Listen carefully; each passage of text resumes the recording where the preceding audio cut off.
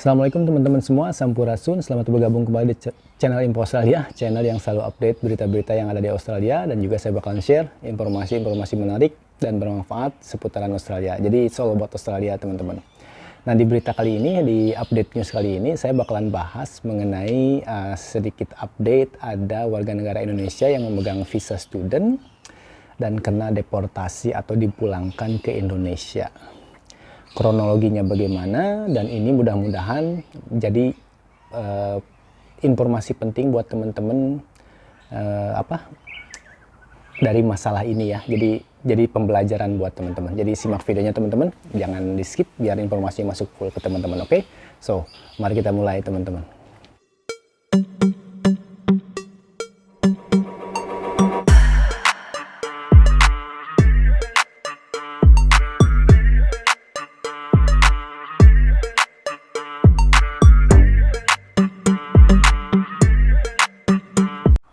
Oke teman-teman, sebelumnya saya mau konfirmasi dulu sekali lagi ke teman-teman. Mohon maaf kalau jawaban di DM Instagram atau email suka telat ya. Jadi saya selalu ngasih tahu ke teman-teman hampir di tiap video ya, kalau jawaban mau di DM atau di email pun suka telat. Jadi mohon maaf kalau jawabannya suka telat.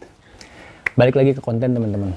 Jadi saya dapat kabar dari teman saya juga nih. Nah, teman saya kan dia temennya kenal gitu kan, kenal sama orangnya yang kena masalah ini. Saya sih nggak bakalan share masalah privasi orang lain, masalah data diri orang lain. Cuman saya pengen share informasi dari masalah ini tuh jangan sampai terulang lagi sama teman-teman. Jadi kronologisnya seperti ini teman-teman.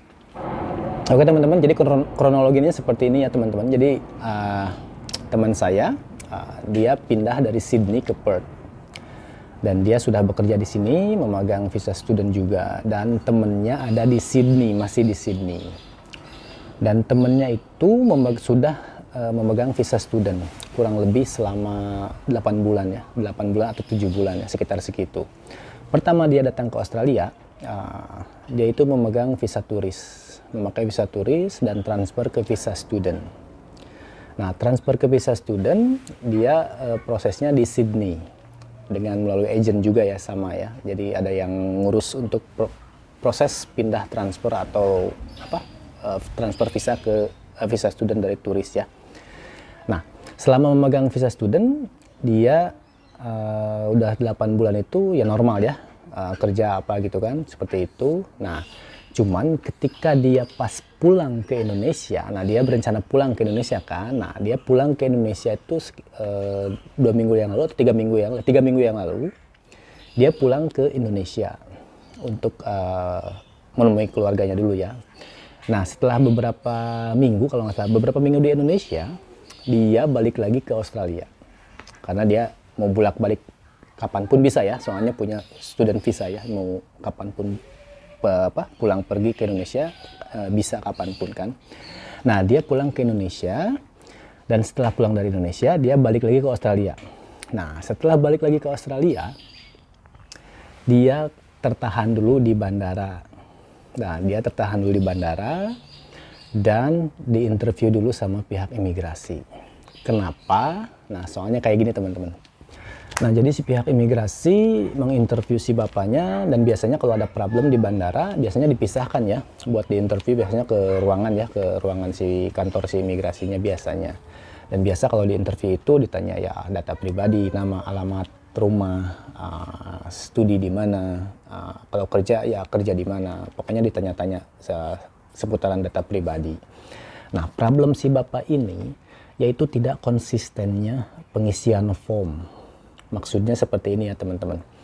Jadi ketika si bapak di Indonesia mengajukan visa turis, dia apply visa turis melalui agent.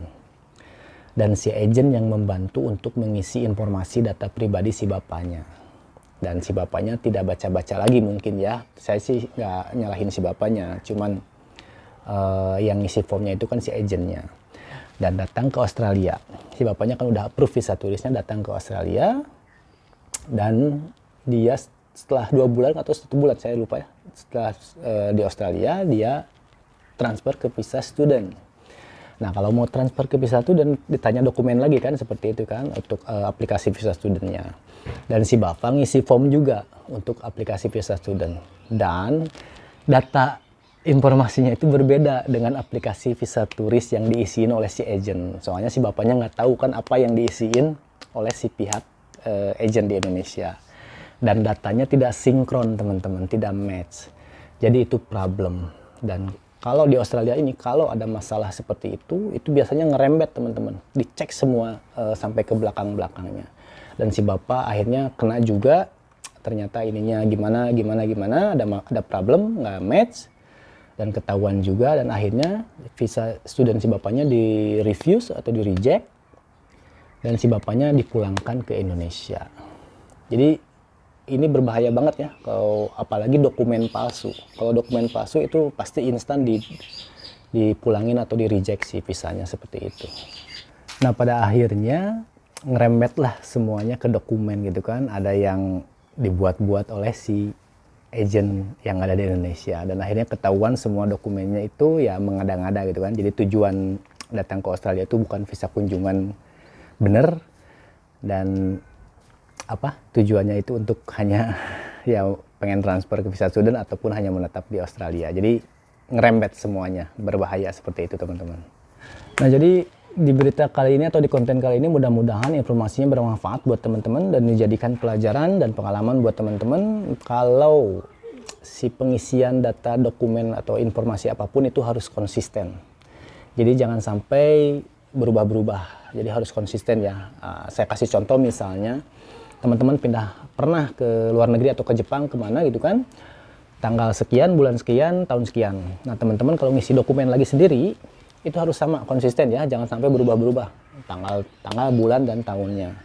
Itu bisa dikena sama imigrasi dan bisa ngerembet juga ke yang lainnya, dicek semua datanya. Kalau ada salah satu seperti itu, ngerembet ke semuanya. Mudah-mudahan informasinya bermanfaat buat teman-teman, dan saya selalu ngasih saran ke teman-teman, selalu minta doa dari orang tua. Terima kasih sudah menyimak channel Info Australia. Assalamualaikum warahmatullahi wabarakatuh.